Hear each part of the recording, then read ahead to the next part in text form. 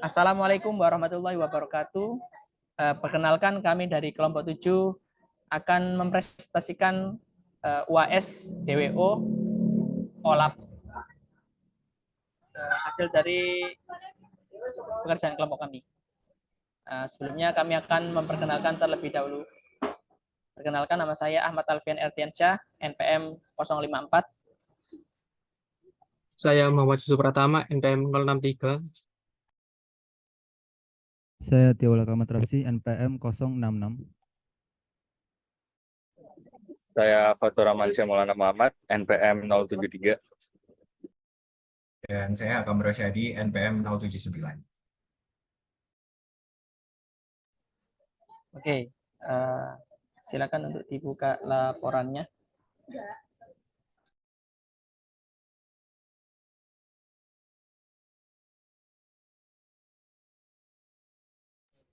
Ya, dari pekerjaan kami yaitu membuat dashboard tentang measure-measure apa aja yang akan kami tampilkan sebagai data yang akan digunakan untuk pengambilan keputusan. Nah, sebelumnya kami akan menjelaskan tentang tabel dari data adventure work.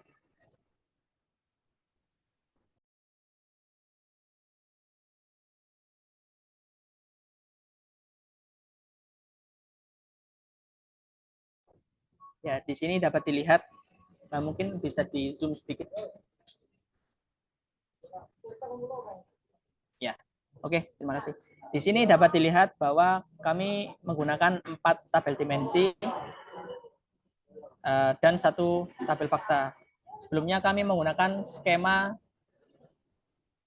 biasa, di mana hanya terdapat 1 tabel fakta dan tabel dimensi.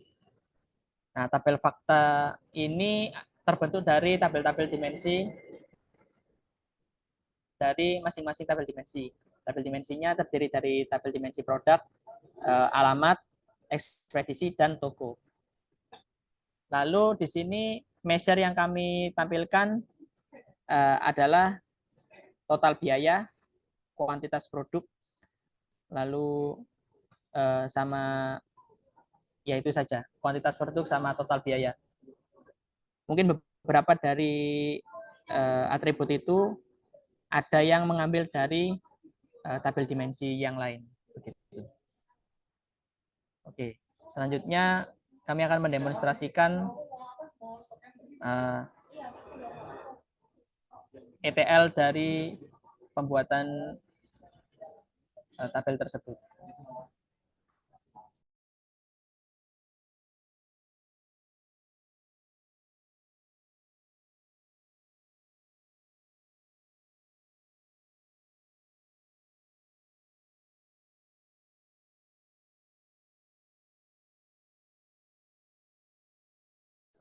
Oke, jadi di sini adalah proses ETL masing-masing tabel dimensi.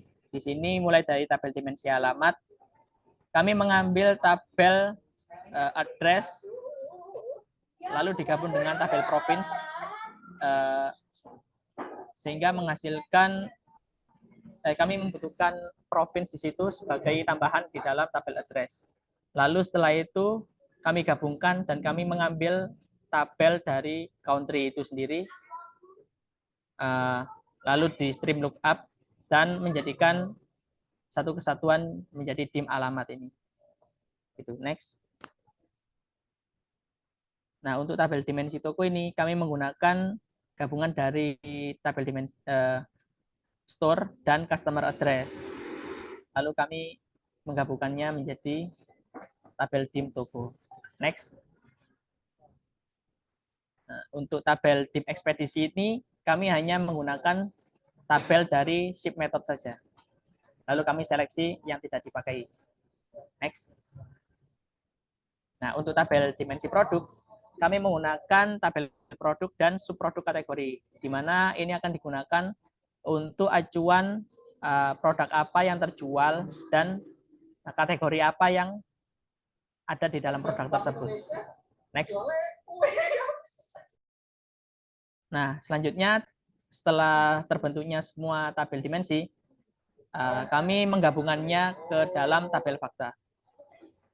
Di mana tabel fakta ini kami menggunakan tabel sales order detail sebagai tabel utama yang menjadi acuan untuk tabel fakta penjualan.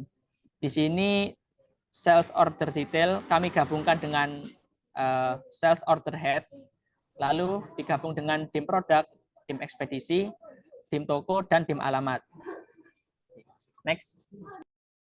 Ya, izin menambahkan juga untuk tabel fakta pendapatan pada bagian tanggal pengiriman dan transaksi dan tanggal transaksi pembelian dan pengiriman dibagi untuk tiap bulannya agar memudahkan dalam pencarian jawaban dari rumusan masalah. Oke. Lalu selanjutnya yaitu grup dan alatnya. Monggo. Ya, cube dan olapnya seperti ini untuk menampilkan montriannya. Nanti kita langsung lihat aja di tampilan dashboard. Oke, sekarang kita menuju ke tampilan dashboard. Oh iya, sebelumnya kami melakukan analisis 4W 1H, di mana itu nanti yang akan pertanyaan tersebut yang akan menjawab di dashboard apa yang akan kita tampilkan sebagai data untuk acuan sebuah perusahaan dalam mengambil keputusan. Bisa ditampilkan yang pertanyaan rumusan masalah 4W1H.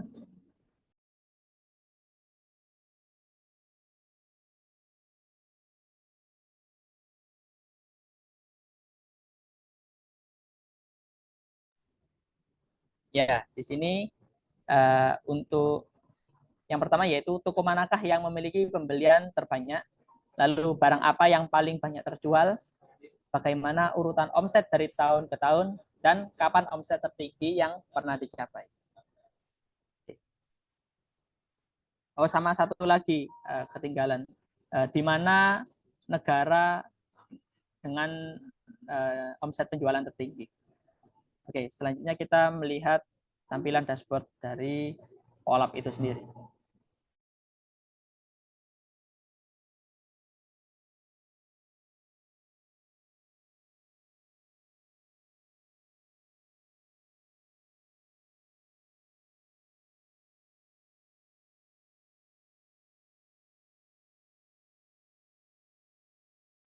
Ya, untuk tampilan dashboardnya bisa dijelaskan oleh rekan kami Muhammad Yusuf. Yaitu pertama masuk ke dalam aplikasi dengan username administrator, lalu dengan password admin 123. Hanya besar.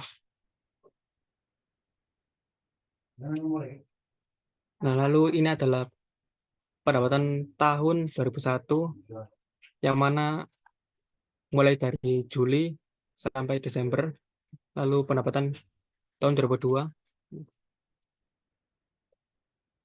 yang mana paling tinggi yaitu bulan Agustus. Next. Lalu pendapatan tahun 2003, yang mana bulan Agustus dan September hampir sama.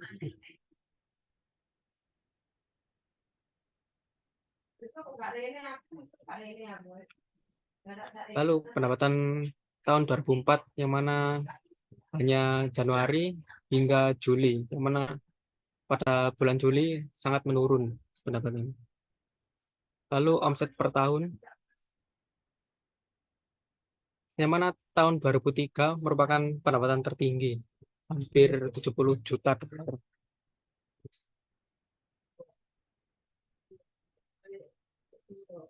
Lalu pada halaman produk, yang mana produk dengan penjualan tertinggi yaitu water bottle 30 oz yang senilai sekitar 4.500 lebih. Mungkin dilanjutkan oleh teman saya.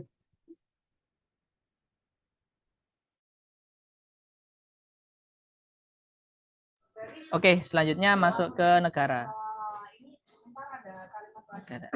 Nah, di sini ada top 5 negara dengan omset tertinggi. Di sini dapat diketahui bahwa United States memiliki omset tertinggi, yaitu 93 juta dolar. Nah, oke. Next, ke toko.